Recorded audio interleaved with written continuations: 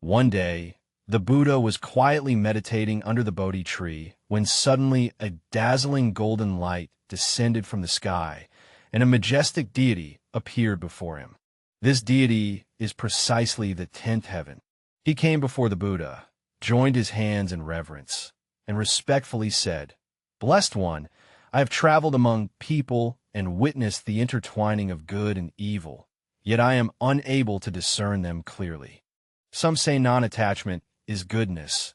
Some say ethical conduct is goodness, and others say meditation is goodness. However, I have found that these virtuous deeds sometimes bring suffering, and at times even make it difficult to distinguish between good and evil. What, ultimately, does the Buddha regard as true goodness?" The Buddha did not answer directly. He simply gazed at him quietly, his eyes full of compassion and wisdom. He asked, "As you walk among humans, have you truly seen the essence of goodness?" The 10th heaven sighed helplessly, shook his head, and lamented, "It is precisely because I have seen too much that I am even more bewildered. There seem to be countless definitions of goodness, but each one appears partial.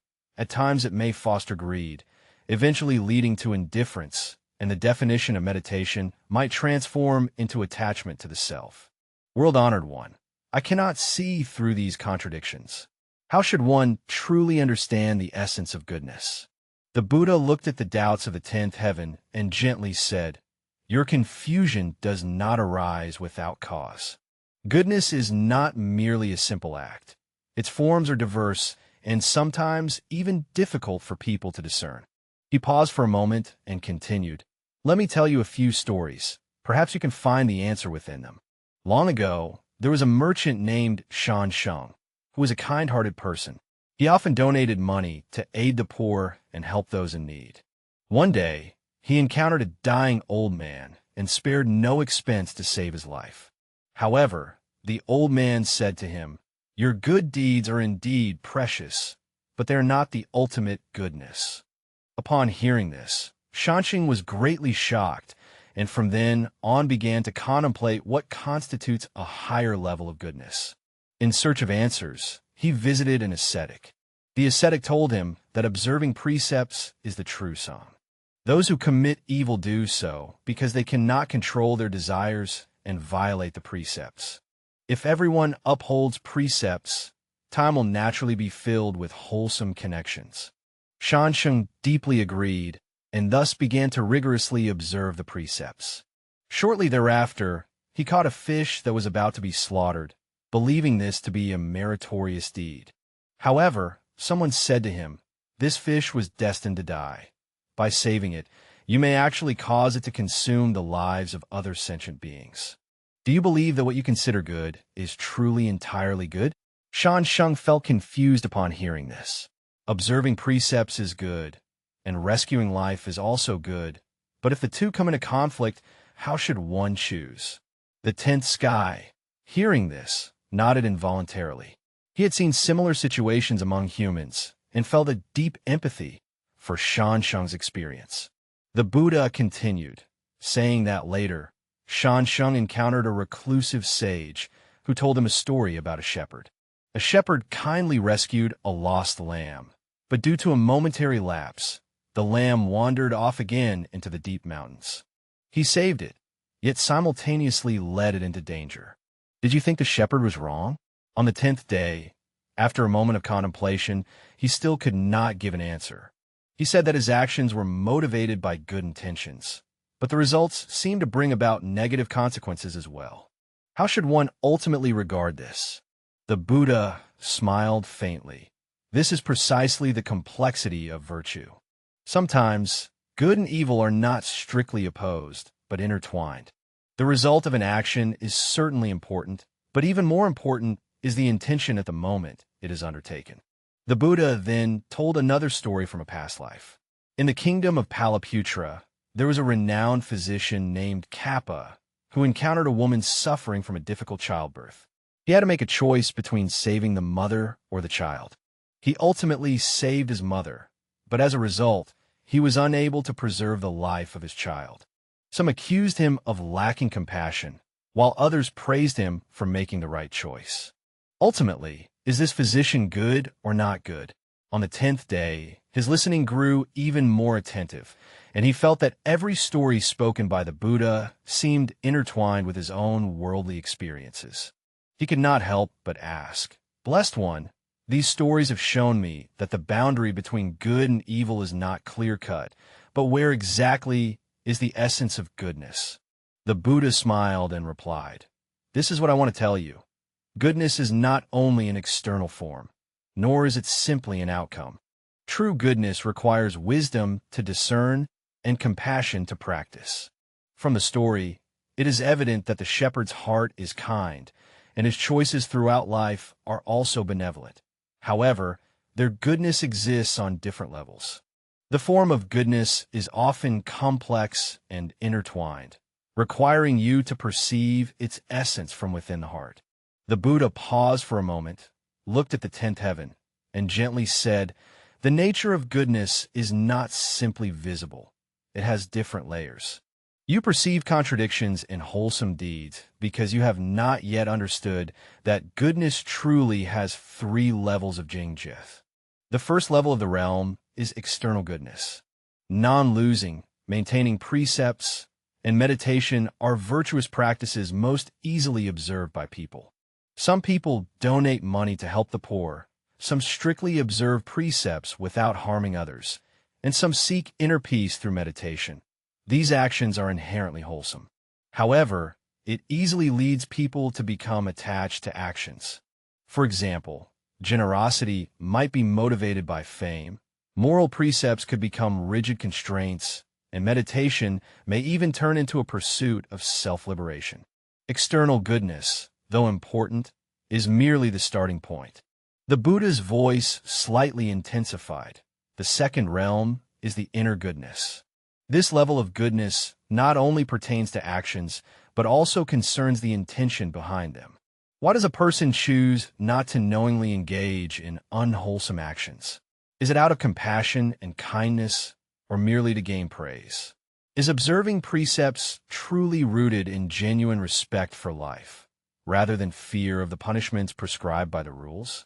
Is practicing meditation aimed at cultivating wisdom instead of escaping reality?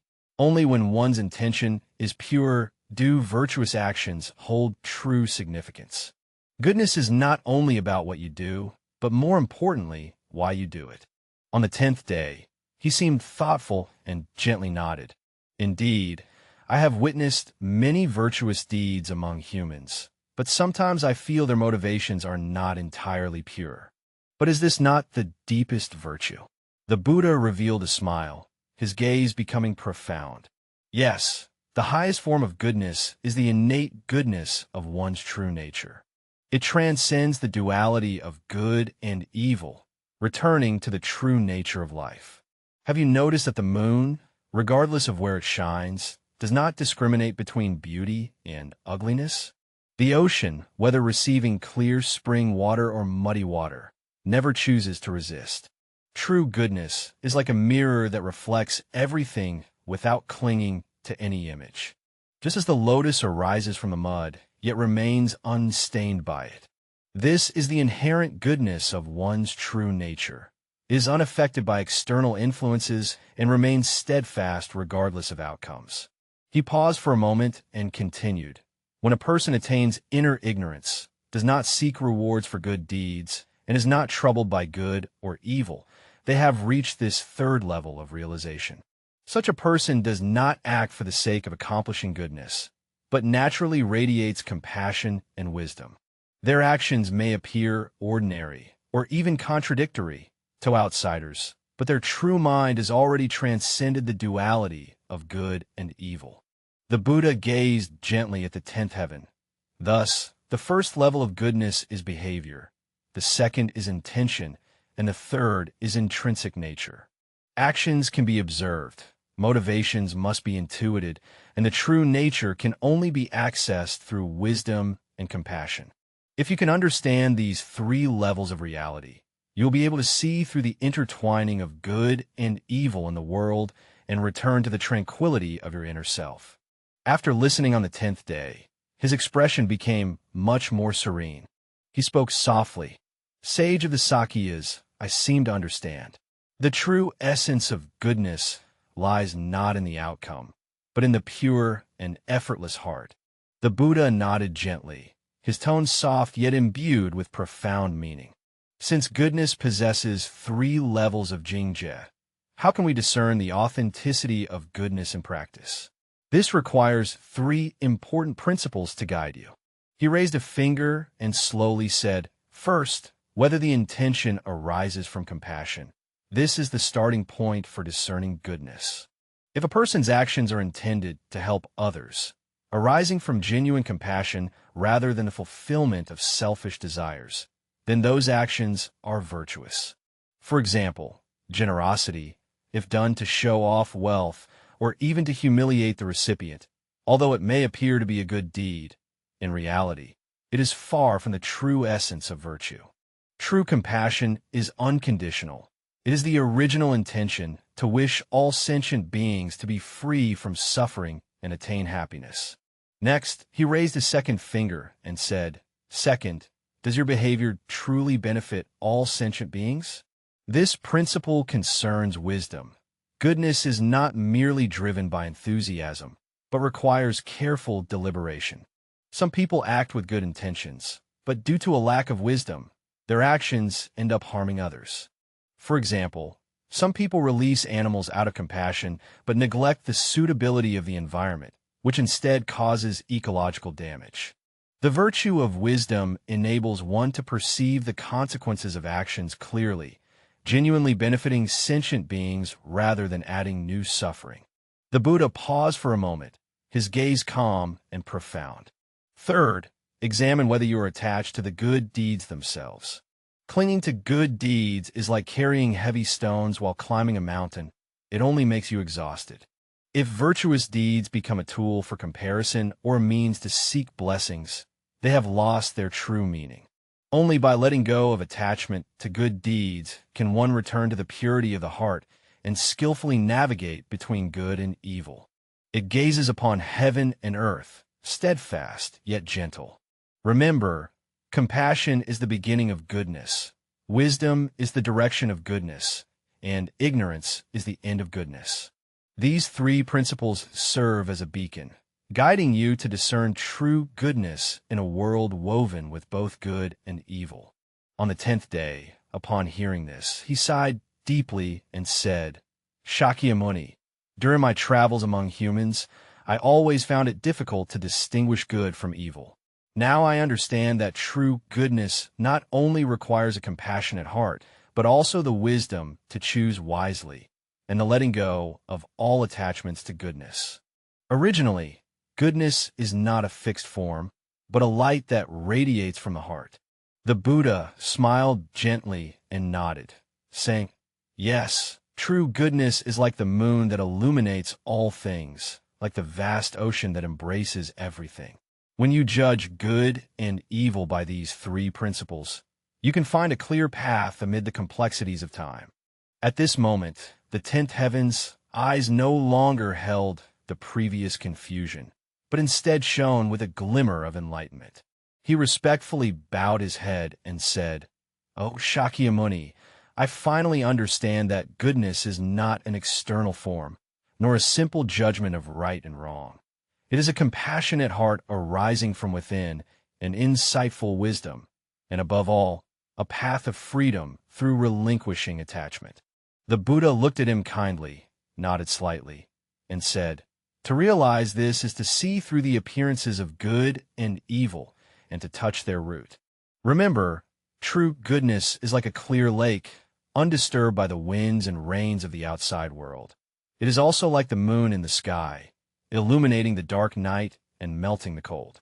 Such goodness transcends distinctions of good and evil, disregards gains and losses, and surpasses all dualities. On the 10th day, he took a deep breath, as if a fresh force was rising from the depths of his heart. He bowed deeply to the Buddha and said, Bhagwan, I will return to the celestial realm carrying this wisdom and compassion. Your teachings have made me understand that whether I am in heaven or on earth, True protection is to shine with goodness and uphold righteousness through wisdom. Only in this way can sentient beings be freed from suffering and move toward enlightenment. The Buddha taught, "Go forth, remember, wherever you go, treat all beings with compassion and perceive the essence with wisdom. As long as your heart remains as pure and unstained as the lotus, every step you take is the path of awakening." On the 10th day, he slowly stood up, his figure enveloped in golden light, gradually ascending into the horizon. He not only understood the true nature of goodness, but also knew how to use wisdom to contemplate both good and evil. The Buddha sat in meditation under the Bodhi tree, gazing into the distant sky with a profound and tranquil look, as if watching over every bewildered sentient being. His voice echoed softly, "The essence of goodness is a bright lamp. When the lamp is lit, all darkness naturally disperses.